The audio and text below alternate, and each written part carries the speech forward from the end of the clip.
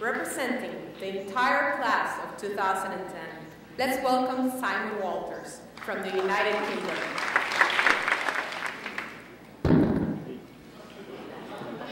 Your Excellency, Madam President, Mr. Rector, Mr. Vice Rector, guests, fair friends, members of the faculty, members of staff, class of 2010.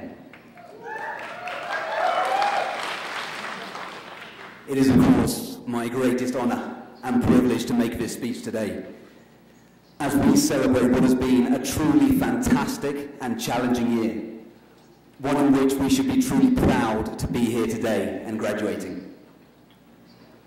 When our own president, Carlos Iglesias, asked me to make this speech, I was in Guatemala City.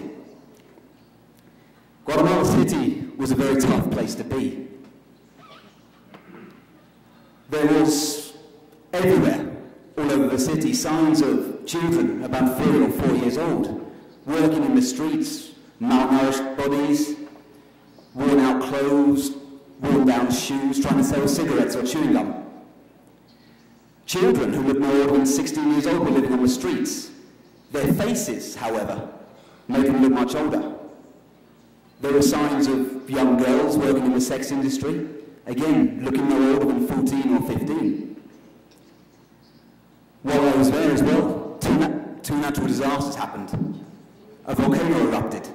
People were forced to flee their homes. 2 days later, Hurricane Agatha hit Guatemala.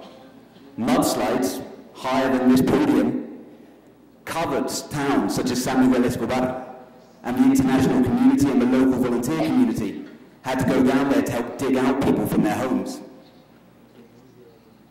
It's a country of great insecurity and violence. Currently in Guatemala, 18 people are killed on a daily basis. That's 4 more than during the conflict. But why did I want to share this with you? I'm not here to talk about my own travels. I'm here because we're just about to graduate. We've spent the last year working and training so that we can come out with a Master of Arts in some form of field related to peace and conflict studies. But there is a lot of work to be done. It's not just in Guatemala where these stories I've spoken about are happening. Sadly, it's all over the world. There is a great need for people, just like ourselves, to be out there, to be working to help create cultures of violence into cultures of peace, to help show the importance of human rights, as to why we cannot stigmatize, discriminate, marginalize women, children, indigenous cultures, or whatever sector. The environment, as I saw while I was in Guatemala, is a threat to our security, to world security.